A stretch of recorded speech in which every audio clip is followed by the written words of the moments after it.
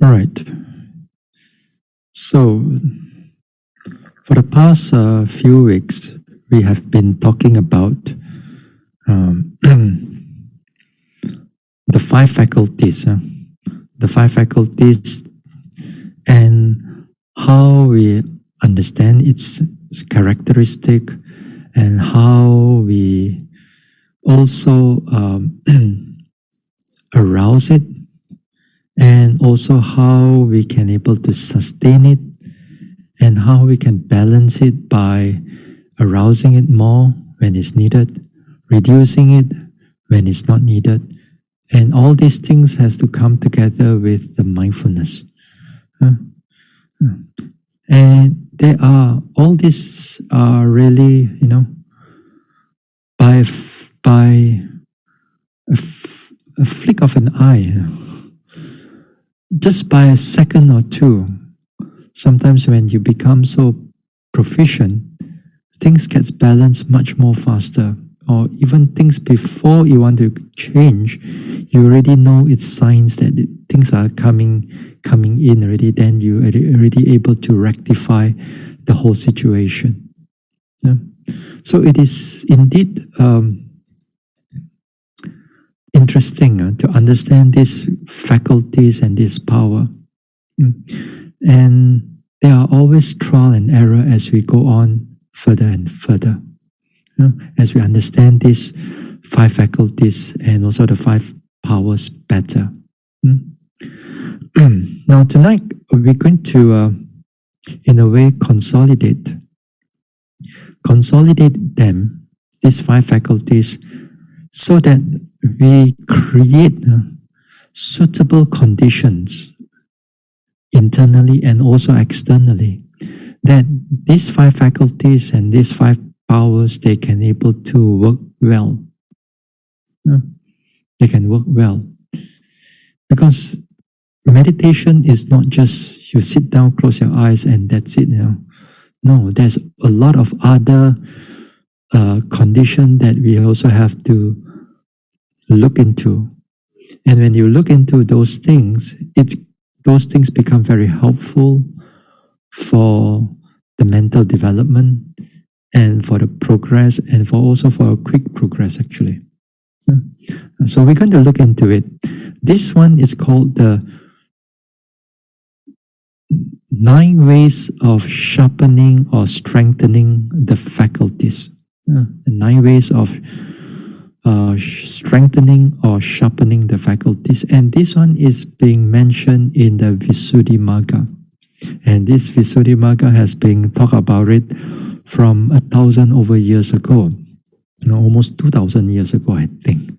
And they already know the external condition and what are those things that is suitable for a meditator, even for us right now. Although right now we are in the pandemic situation, we may not be able to do much of retreat, but hopefully we're able to bear up in mind. And in the future, when things are getting better, then hopefully you can put everything into practice. Okay, let us show you some, this one, sharing the screen. Okay. Can you all see? Okay, yeah. All right. Now,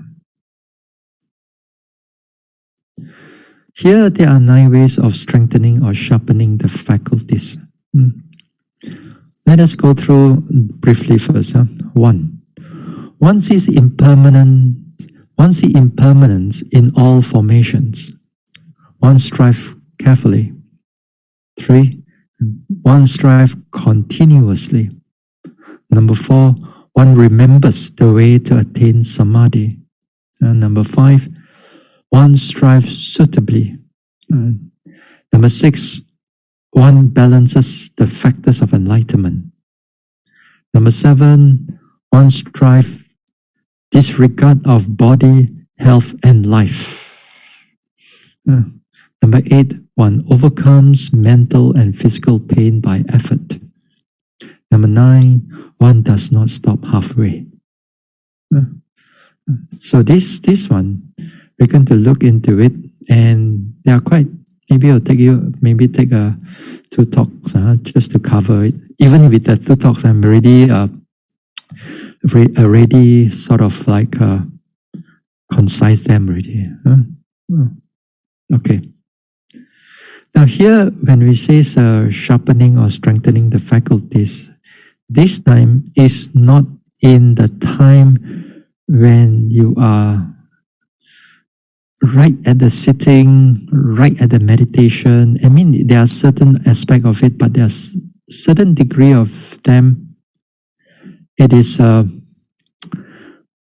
have to do with your external way of how you look at things and so on, or what are external conditions also. Okay. Now, let us take a look at number one. Number one is not too difficult to understand, and it's quite easy to understand actually. One sees impermanence in all formations. Here, formation again, this is sankhara. Sankhara again means bodily formations and mental formation. Bodily sankhara, mental sankhara. Okay? Now, when you say impermanence, so therefore, I put here, even in reflection, everything will undergo change or destruction.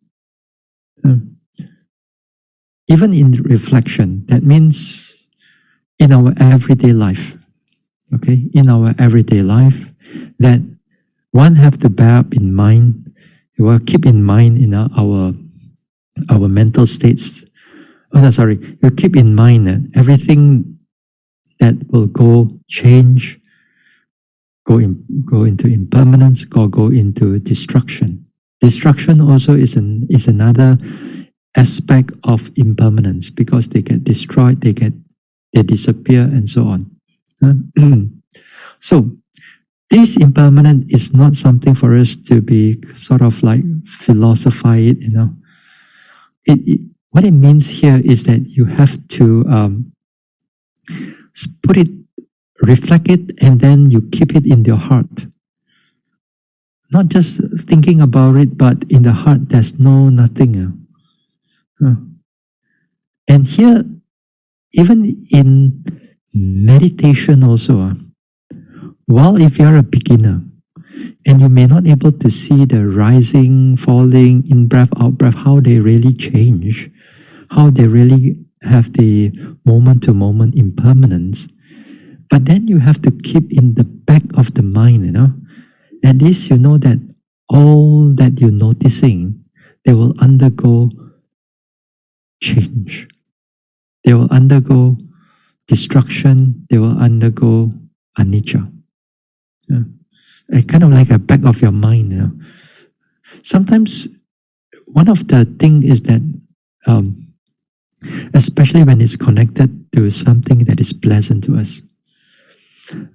When we meditate, when something is pleasant, we always wants it to stay there for a longer period of time. Even with sometimes with the experiences, even with the rising, falling, or in breath, out breath, or metta, everything is going smoothly, everything is going nicely, and yet, although we can see things are changing, and sometimes at the back of your mind, we want it to be a bit more longer. And there, when we want it a bit more longer, that means we don't want to change so much. We want to see what is going on in front of us, because it is satisfying and is pleasant, at least at that moment of time. And then when things get changed, and then that experience starts to change, whatever formation that is going on with the mental process or physical process, when it starts to change, sometimes we query our intention, we query our noting. I mean, we want to see that previous experiences again. I mean, I'm not ready to move on yet to see a new experience, because I still kind of like that meditation which is interesting to me at that moment of time. So that means you're not embracing, there's not fully embracing change or impermanence, because at the back of the mind, you still want things to stay there for a while, until you feel, or you think that you feel enough, then only you feel that you want to change. No, it's not like that. So that one, although it is a very sort of a small part in our back on our mind, and a lot of times yogis does not take notice of these things. So it is important that we take note of it. We take note of it, that during in the meditation, whether you're walking, whether you're sitting, whether you're doing all kinds of daily activities, everything, every phenomena, every experiences, they will change.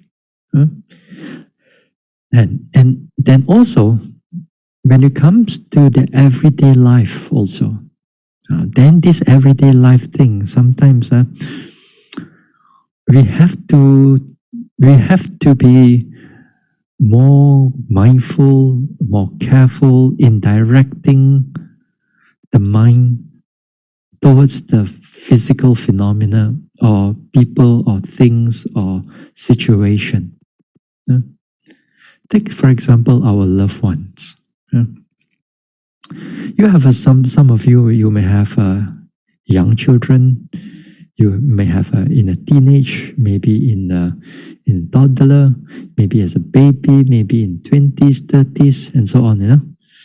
So here, sometimes you have to direct, the impermanence towards them also, that you reflect that they too will change, they too will grow up, they too will grow old, or they too may grow sick, or they may get better, or they may change, or when they're wealthy or healthy, then things may change for the worse, and when from the worse, the things may change from the better.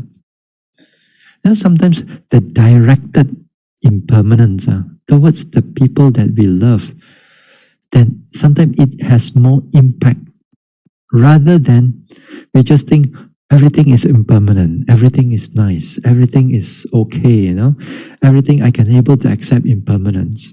But when your family members, your loved ones starts to change, starts to have all differences, then that's where our heart begin to feel it strongly, because we have impermanence to everything, but maybe our loved ones, they don't want to change it that fast. We want it to stay like that. So you got to be careful in our reflection. So it's good that sometimes, as I said, this impermanence, we direct it to the things or directed to the people, especially the people that we love. Our children, our husband, our wives, our siblings, to direct to them. Sometimes when things are gathering together, when people are gathering and so on, or your family members are gathering, and then here sometimes when you are, sometimes in a short amount of time when you are alone, then you have to kind of reflect that this nice, beautiful, joyful occasion, those things may not last. May not last. They will change. And these people, what I've seen right now, perhaps I may not able to see them the next time or in the future. So that is something that we have to really reflect on. And although we say that it's easy for us to reflect on this impermanence, but actually a lot of people do not even want to look into this impermanence. Yes, they can see impermanence in the weather, or the weather change and so on, because it doesn't really affect them so much. But when it's very close to you, people that are very close to you, or things that is very close to you, they do not want to look into it as impermanence. They don't want to look at it as they will undergo change. Because all these things, for them, is like, it's a touch wood situation. When now we got wealthy already, what do you mean things will change? Yeah, touch wood. Touch what wood?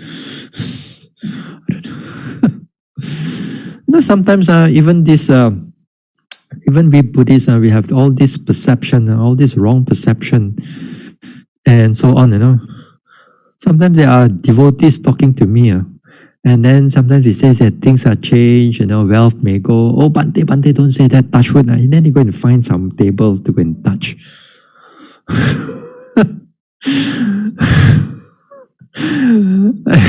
I mean, we don't. I mean, right in front of us. Of course, we already see what is happening, but we can't say it because we are in a different topic. Sometimes we say that they are not feel very happy, but all these type of things are that they don't want change. They don't want change when they don't want to see the area when actually undergoing change. So with that, now even in our everyday life, as I said, it's better for us to direct the impermanence to the actual things or to the actual people. Every now and then, of course, we reflect it in the whole that everything will change. But every now and then, you got to direct it to the people that you love, people that very close to you, or your wealth, or your health also. As much as we think that we are healthy, some of us may think that, hey, I think this COVID will not come to me one. Oh, really?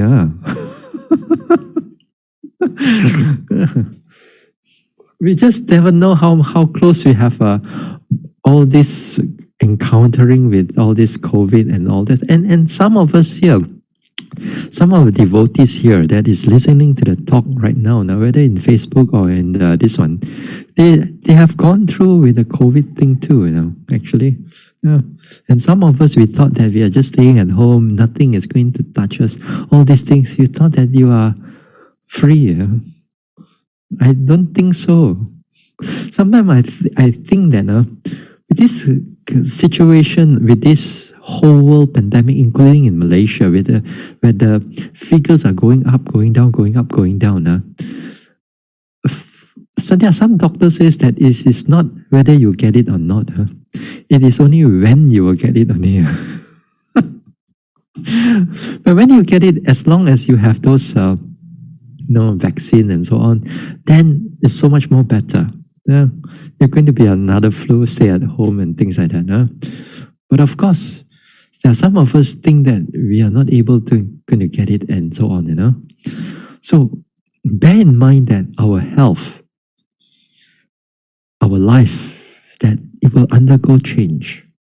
It will undergo change. So you got to be specific. You got to be directed towards it. Then only our mind can able to learn to accept them better, to able to expand our horizon. And also when it change, when the health change or your wealth change or when the people change, then you don't suffer so much, because that time in the beginning there are so much rehearsal that you have done in the mind that you are already able to accept those things. But actually when things come, the mind can actually accept them so much more better. You're so much more ready for it.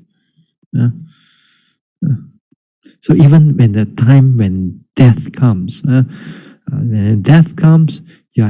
because of there's a lot of reflection, in a way, you're quite ready for it.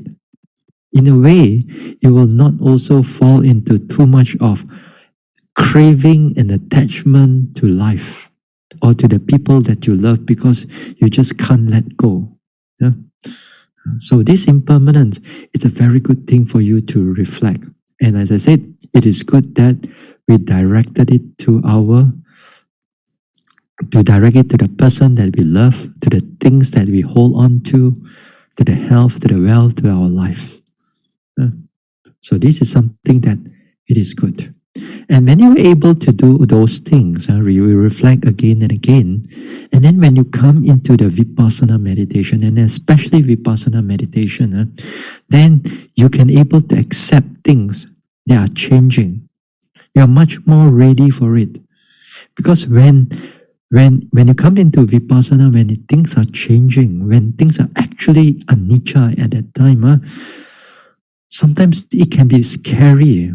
Sometimes it can be fearful.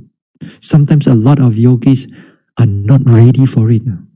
They they can meditate. They cannot to say they cannot meditate, but when it comes to change and impermanence, and the impermanence get into stronger aspect, and then you see the destruction of this whole mind and body repeatedly again and again.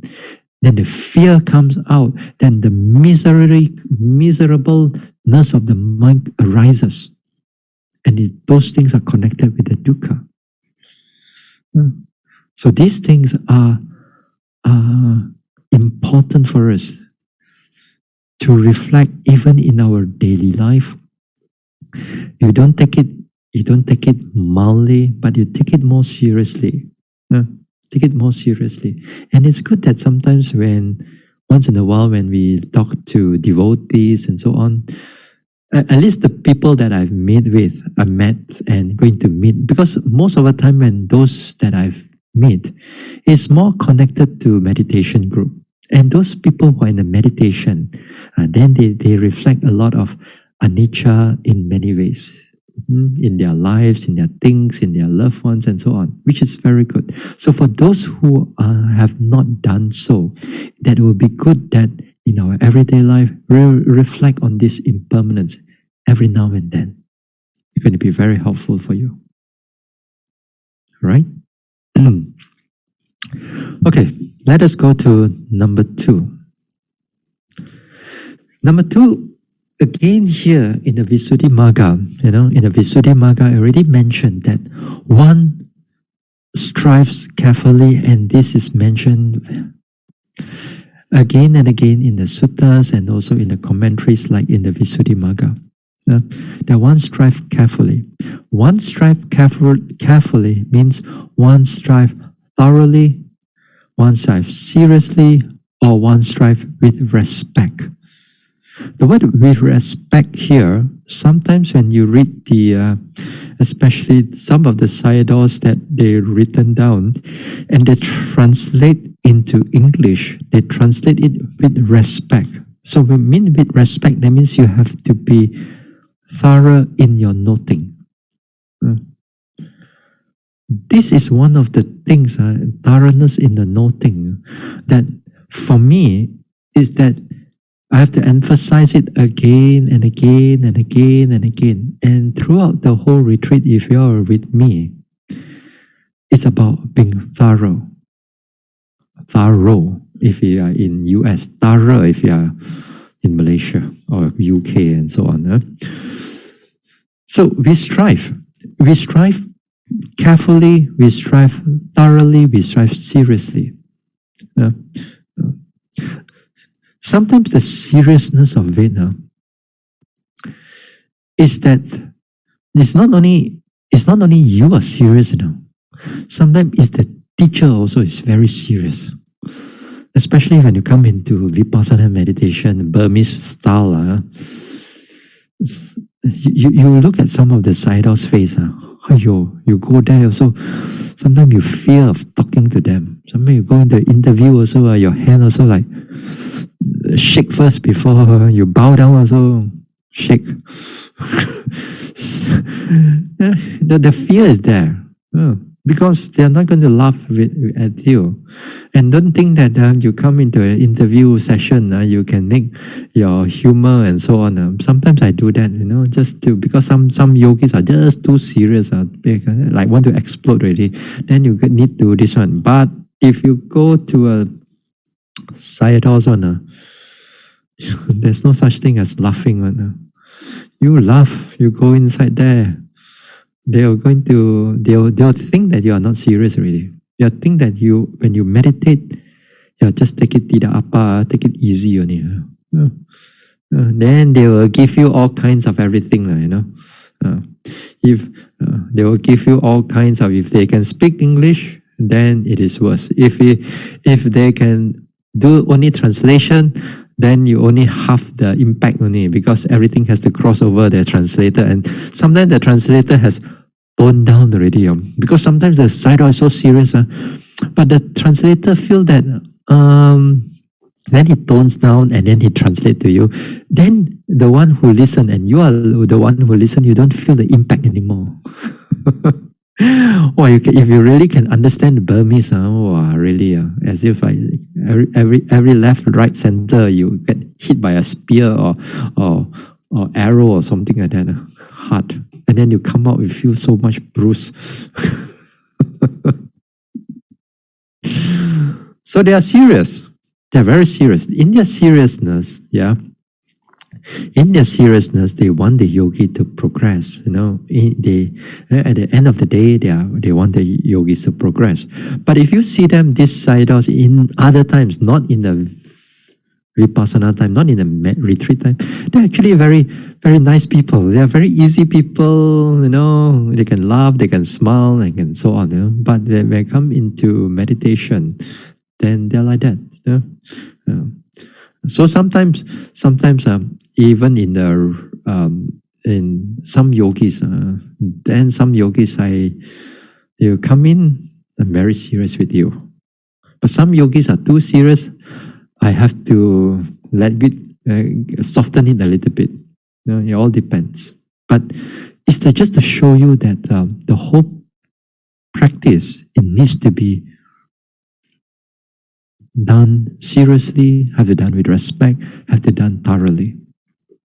And the word thoroughly here is that when you come into your own practice, then the instructions that's given to you, how to do the walking, how to do the sitting, how to do this one, you have to take it serious. You have to take it again and again. Sometimes it's not that you know the technique only. Sometimes also for me, once in a while, I still turn on what people talk about how to do a walking meditation. Not that I do not know, but once in a while, I still listen to some teachers. They want to talk about walking meditation. Yes, I open up the mind and listen to them. Talk about how to do sitting meditation. I listen to them. How to watch, how to do this rising, falling, how you should not, and when it rise, you should not how it rise. These things also, I still listen to them once in a while, not all the time, but once in a while. And I feel interesting because again, here different teachers have different ways of just giving the same points. The same way, the object itself, then different teachers have different way of giving the instructions, which is interesting. So here we strive thoroughly, we strive carefully. Now, in the times when we're striving thoroughly, carefully, then there are always also technique and ways how to strive thoroughly, how to strive seriously. And throughout all these years, and how we meditate, and also because of those years, I moved from one place to another place to learn the techniques of meditation. I know there are certain places I learn much more. Certain places in Vipassana, I learn a little bit here and there already. Some places, I listen to them, I find that, yes, they're speaking about rising, fall.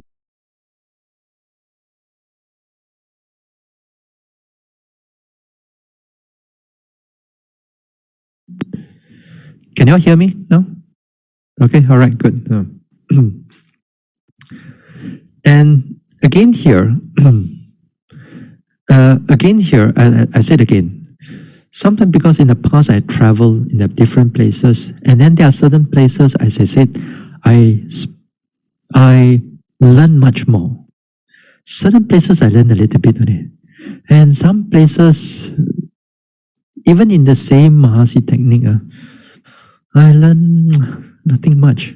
Not to say I disrespect the teachers, but the things that they can't give me anything much more deeper than that. Anything much more deeper than that. So there are places, I find it that there are places who can able to give me much more, And I learned a lot from them. Yeah. But throughout the day, throughout the years, the teachers can give you, or well, whoever they are, they can give you that much only. Finally, is that whatever that you want to learn, it's finally on your own. And when you do it thoroughly and you do it seriously, that is where you really learn. You really learn about the whole technique itself, and you can able to use it again and again and again and again. Every time you come in for a retreat, you do it again and again and again.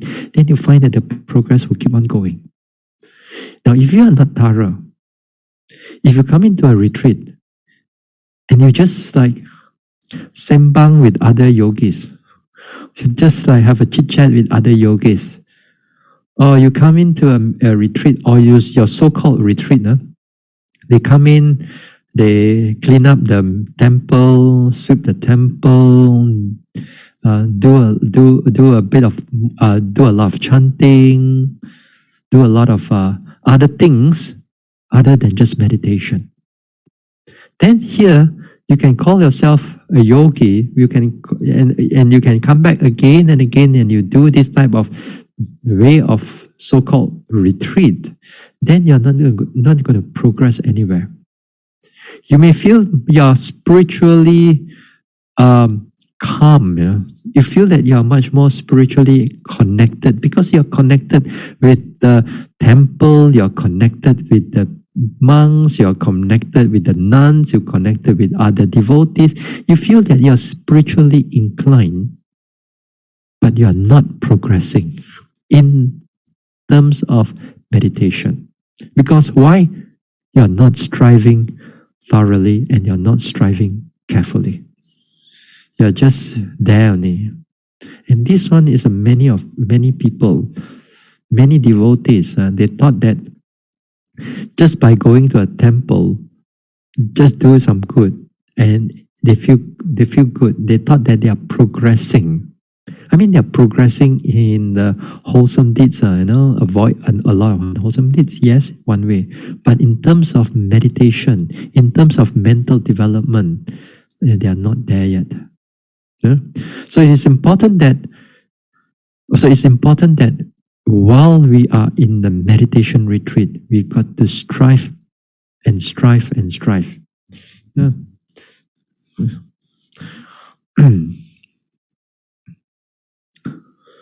What else is there? Then there are also, and that one may touch a little bit on the suitability, but anyway, I'll touch it a little bit here in number 2.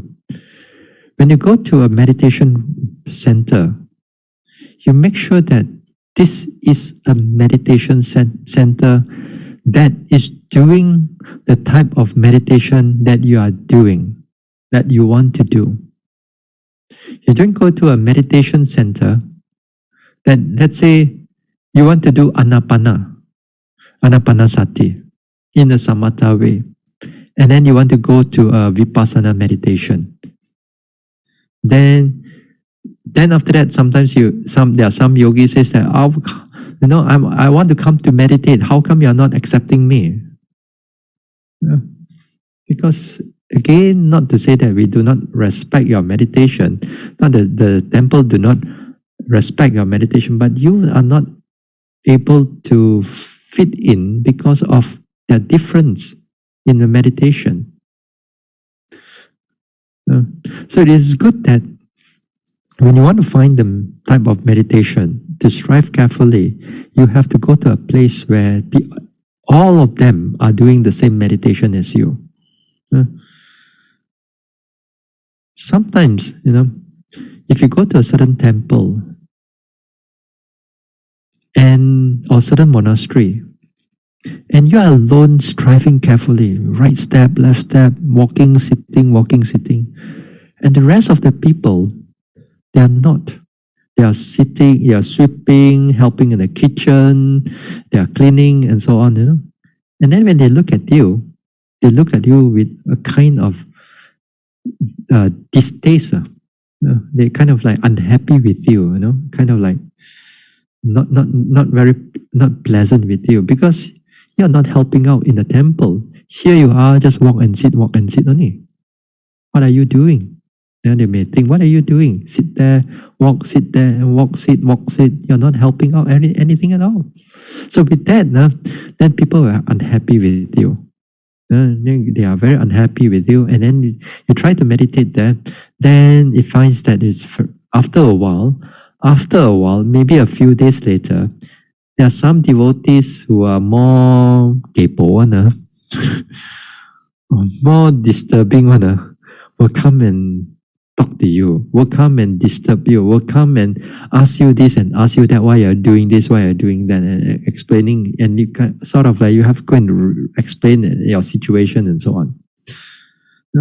So usually I do not recommend if a yogi wants to go to this type of places when it's not your own, your suitable people around you.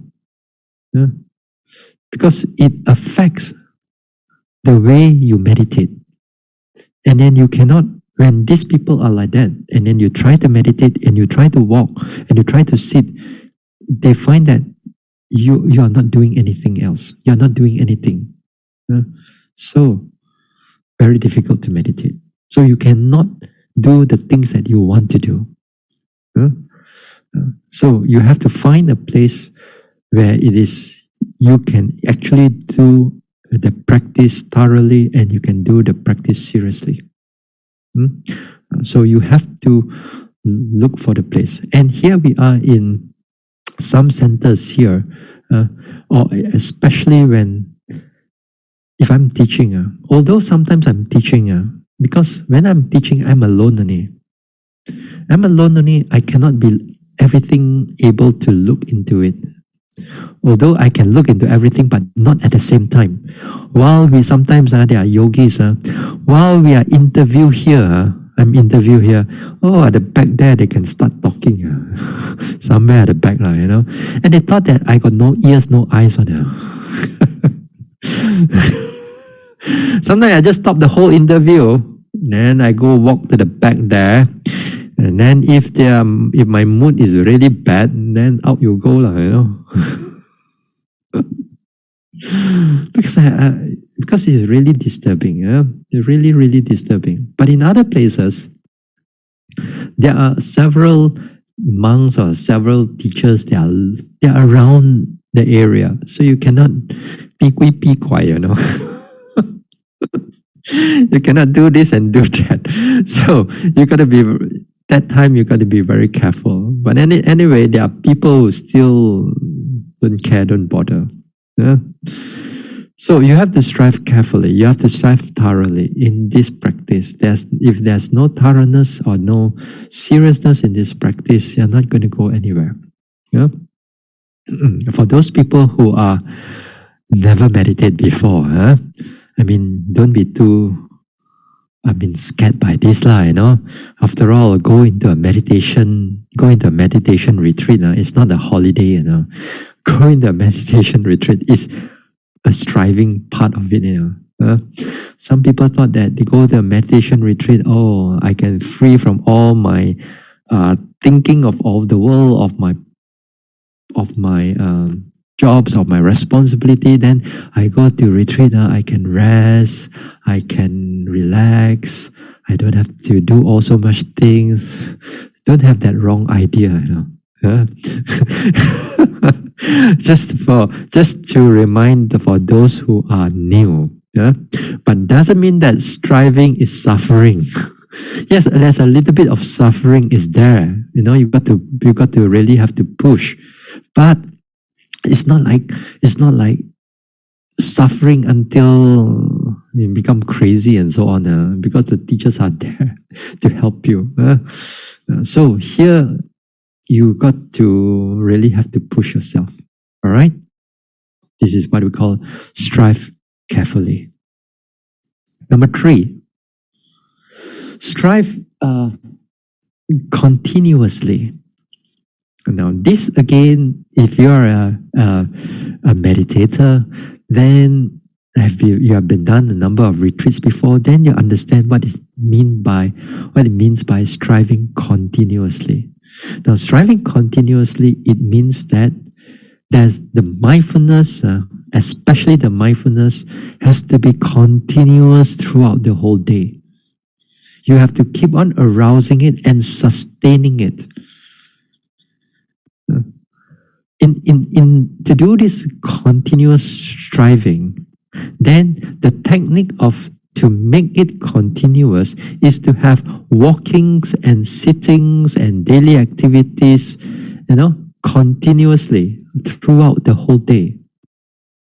Then in the retreat, when we have say continuously, that means that the moment that you wake up, then after a while, you start to do your walking meditation, and then sitting meditation, and then breakfast, and then after that walking and sitting and walking and sitting, and then after that lunch, and then after that walking, sitting, walking, sitting, walking, sitting, walking until at night.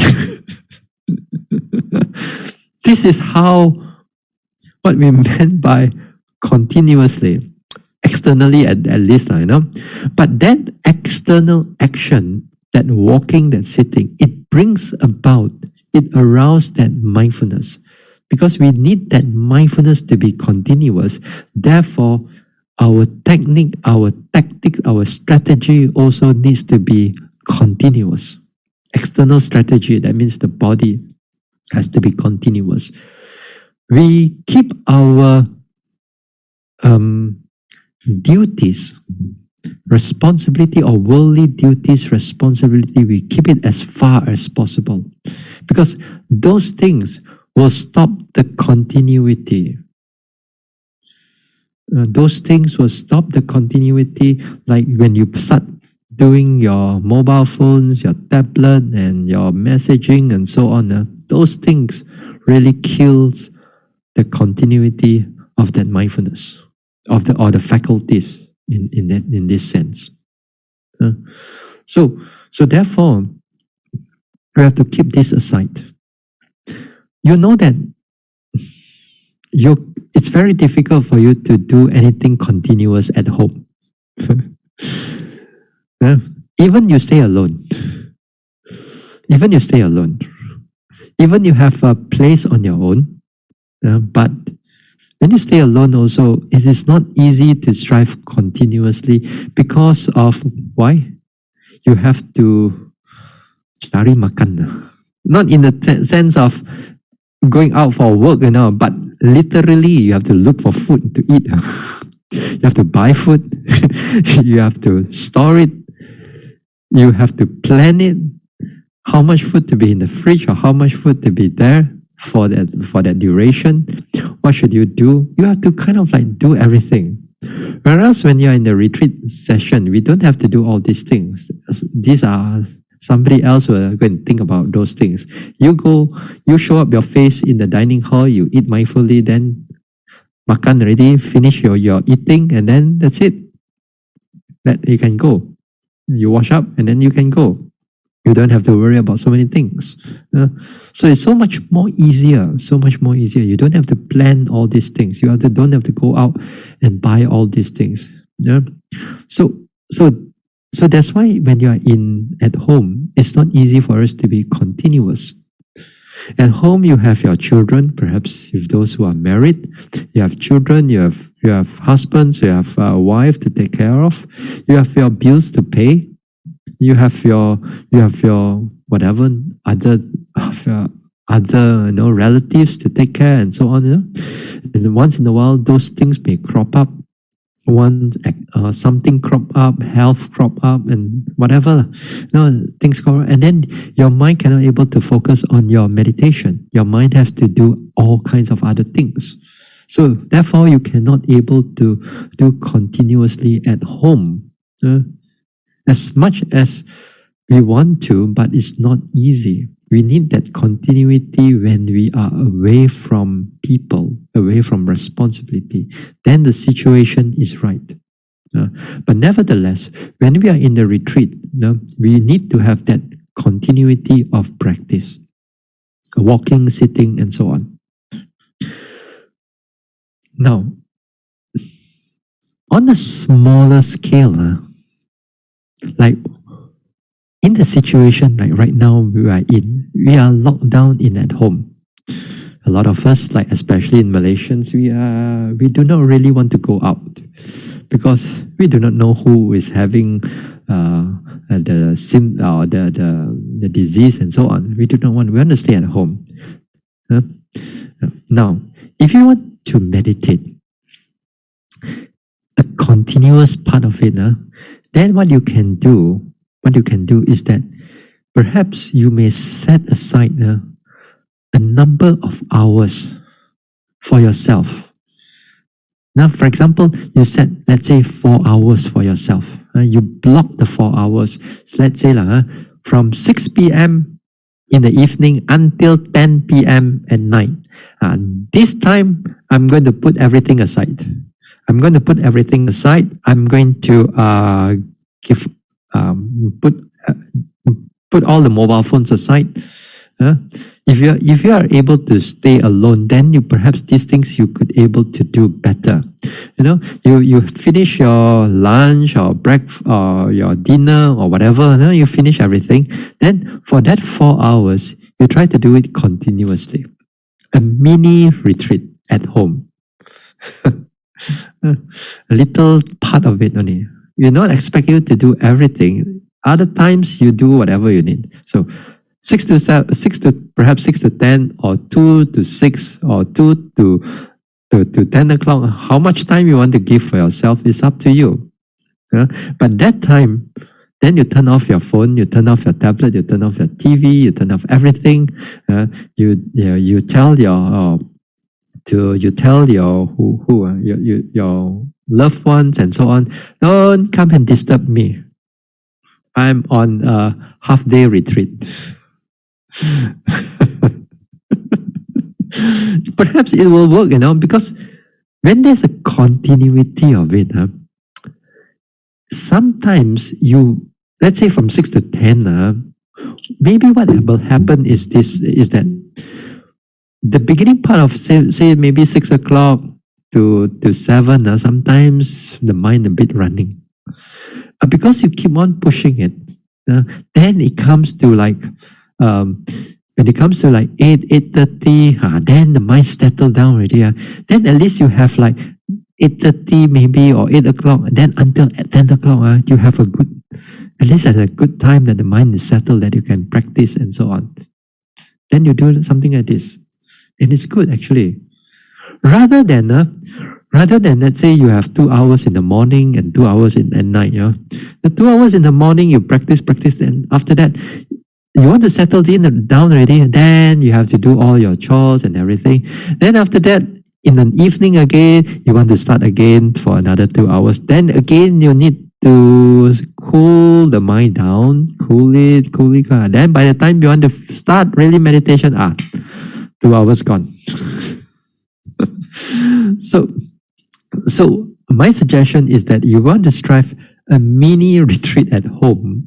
If you want to do a little mini retreat at home, then you block that time for yourself for a period of time, let's say for 2 weeks or 3 weeks or so on. Just for that time. I think when you discuss it with your family members, actually it can actually work, because only a few hours of your time only. Maybe you have to discuss with your children or those people who don't understand. So a little mini retreat at home, which you have a period of time which is good. Although some of us may not have so much time because we still have work to do, which is in a way is still a blessing, because a lot of people don't have work to do. Then of course we may not able to do that. We can able to do, maybe we can give ourselves maybe an hour per day meditate. But if you just have that hour, then you take that hour. But perhaps if you have in the weekend or some holidays that you may have, then you can lengthen the time a little bit more for your practice. So that will be beneficial for a number of you who wants to do some retreat at home. And also it's good that don't look into the COVID numbers, how many are there. This is one of the big source of worry. Every day things will go up, go down, go up, go down, go up, go down. People worried about all these numbers. As I said, if you put the numbers aside, if you need to go out, wear your mask properly, wear everything properly, then whether the cases are low or cases are up, then you still be vigilant and mindful of where you go out. Then that time, you don't have to worry about the numbers so much. Yeah? So all you need to do is take care of yourself properly in that sense. Then that time, because of that worry, when you don't have that so much worry, then when you come into the meditation, then you don't have that sort of mental worry that is always hanging at the back of the mind. That will be good for all of you actually. So one, strive continuously. Okay. Number 4. One remembers the ways to attain samadhi. One remembers the ways to attain samadhi. Here one remembers the way. That means after trial and error, after you did a lot of trial and error, then there will be times you will be much more aware of your own meditation. You know yourself better than even the teachers knows you. You kind of like, let's say, for example, you do your walking meditation, let's say, you do your walking meditation. And then one of the particular walking that you have done, you find that, hey, this walking meditation, how come my mind is much more calmer and can able to follow the steps more clearly than before? What have I done? Not while you are doing that walking, but after you come out from that walking meditation, once in a while, it is good that we take a note, or we write down, or we have a mental note that hey, this walking seems to be much more better than the rest of the walking. What have I done? So you look into your, how do you begin? What is in the middle and what is in the end? That's one thing. Or perhaps you look into what is in the, what were you doing before you start to walk. Now, then when you remember those things, then you sort of like learn to create the situation, or to create the whole situation, the scenario again in the future walkings. And you find that sometimes it helps. It helps to keep the mind down, keep the mind calm. Sometimes there are certain path of the walking meditation at home, and you find that that particular path, it's much more quieter, perhaps more, nobody goes there to walk, maybe in the garden and so on, In Malaysia, the garden, you go out in the garden, mosquito will find you. Perhaps if you are in the overseas, different places, colder country, maybe it is quite a good place. But then make sure that your eyes and so on don't look here and there. You stay, the eye stays 5 or 6 feet in front of you, but you learn to pay attention to your walks. And when you do that, you find that, hey, this walking, it feels good. It feels wonderful. Then see whether you can able to repeat that or not. This is what we mean by understanding as a general way how we remember, how we go into samadhi. Samadhi here, it means also mindfulness, effort, concentration, wisdom factor, and so on. All these things involved. Primarily is that mindfulness that we want you to develop. Because once that mindfulness comes in, the rest of the faculties will follow suit. So it is important that we take note of those things. We remember how we do the walking meditation. Perhaps during in the sitting also the same thing. During in the sitting. Sometimes after you have done a number of sittings, then you can find that if you rush yourself, for example, there are some people who rush, sit down and they want to quickly go into their rising, falling, or in-breath, out-breath. After that, they find that the mind doesn't go into clarity. It goes into like sleepiness or dull, or goes into a lot of thinking. It depends on the yogis. And they go into all kinds of, then they try to, this one, then it cannot. Then after that, they think about it. Hey, maybe I should do something else first before I come in. Then if he finds that, he meditates, then he finds that, hey, when I do the whole body scanning, when I find that I do the body scanning, then, it's sort of like when I later part, when I switch over to my in-breath, out-breath, or to switch over to my rising, falling, it's so much more better. The mind can able to stay with the object better than before. And then you remember the ways of how you did that meditation. How you come to that clarity of meditation. Then again, the time factor also, or the throughout the day also. Then here, it's also to understand our biorhythm of our body. The biorhythm of the body, for some people, early morning, it's a very good time for them to meditate.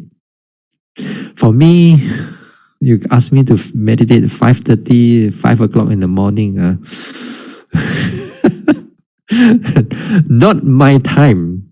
Although in the retreat, I still wake up at 4 o'clock, but it's not a very fruitful meditation. For me, it's not a good time. But for others, it may be a very good time for them.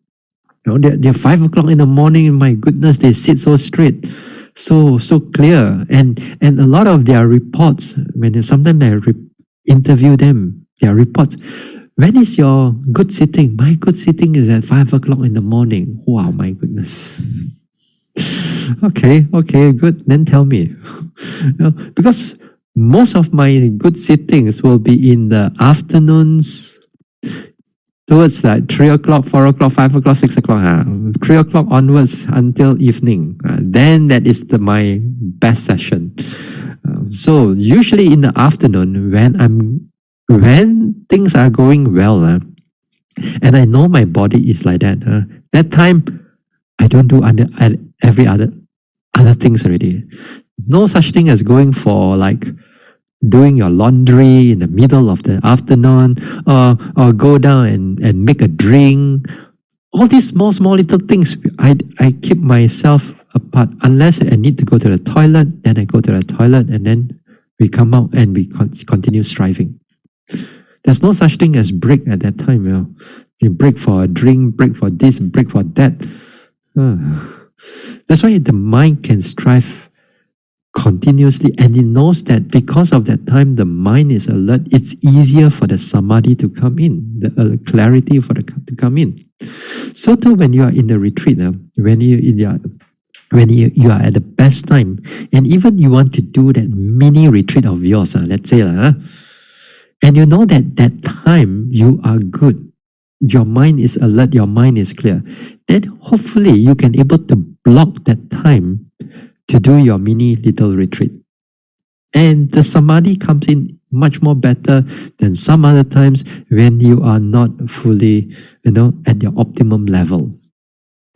So this is one way to understand our technique of how we meditate. Especially this will be good, especially when you are a beginner. There's a number of things that mentioned here is for beginners. But more advanced yogi, the remembering of how you meditate, and to bring about that continuity and that clarity, it's much more refined. It's like when you need to, when you are much better cook, like for example, you're much better cook, you know exactly how much sugar or salt just to throw in. A little bit more, you know that, this is not going to be good. Or you know that oven to set at the right temperature at the duration that you want to go. If not, your cake and your whatever is going to go haywire. And you just know. So too, when you're getting better and better in meditation, also that there's micro tuning of that meditation of the mind, that you just switch on, off, or a little bit more, a little bit less, then the whole meditation will proceed on more continuous, much more penetrative for that period of time. But again, here we must remember faculties are also still in a state of impermanence. We have to keep on tuning it again and again. As we become more clearer, then we find that it's so much more easier. Sometimes the tuning, it can be like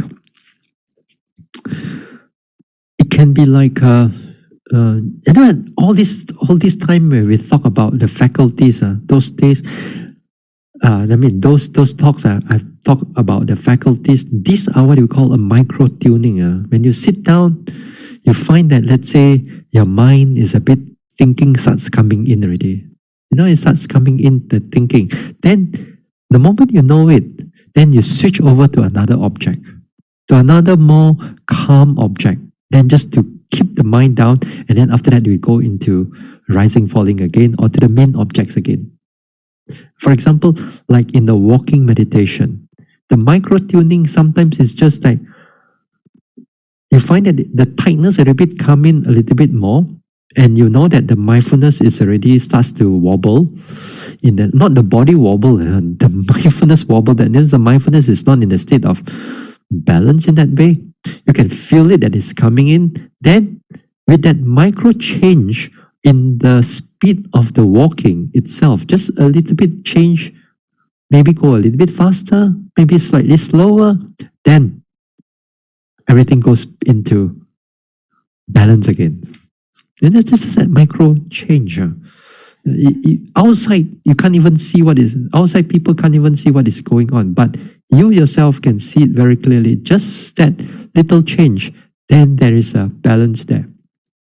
And that is what we mean by remembering the ways how to go into a samadhi. As you go into from a beginner level, as you grow into a more and more advanced level, the way of how we remember those things becomes much more interesting, and also it becomes tinier. Although when you are doing it, it is very clear to you. Not only you are in vipassana, but for those who are in samatha meditation also. Those are in samatha meditation also. That let's say you are taking an in-breath, out-breath as your object of your meditation, and you are doing, you want to go into jhana. Well and good, fine. Because that too, you must remember how you get into that nimitta, the mind-created object. Say, for you sit down, you take the in-breath, out-breath. When after you take the in-breath, out-breath, how to maintain that in-breath, out-breath, you also know. Then when the nimitta comes in, should you go into it or you are not ready? You also know. Sometimes when, even for advanced meditator, they know that even the nimitta or the mind-made object, the mind-made object, when it comes out, the yogi feels that I'm not ready to see these things yet. Then he goes back to the in-breath, out-breath. So he knows that the mind is not ready, he knows. But when the mind is ready, he knows that the mind is ready, he knows when to take up that object, that mind-made object. Then also the same thing, when it comes to this nimitta, and when it comes into jhana, also the same thing. The yogi knows that is the mind ready to go into a deeper aspect of the absorption, or the yogi is not ready yet. Then there's a feel for it, There's a feel for it after you go through here a number of times of meditation. You kind of like, is it ready or you're not ready for it? So too sometimes in vipassana meditation, also the same thing. And you kind of like, hey, now is the time to push further. Now is the time to relax the thing. Now is the time to cultivate this and that and so on. Uh, uh, uh. So this is what you mean by remembering the ways of how to do this meditation. Yeah? Now, when it comes to I think the fifth one, 6 and 7, 8 and 9, I'm going to talk about it on the Wednesday. Yeah? I'm going to talk about it on Wednesday. Then there's also a number of things that we can discuss over here. Even the number 1 to number 4 that I've spoken, it's kind of like summarize a lot of things already. Yeah. Anyway, we're going to look into it on Wednesday again. Okay. So we stop here for tonight.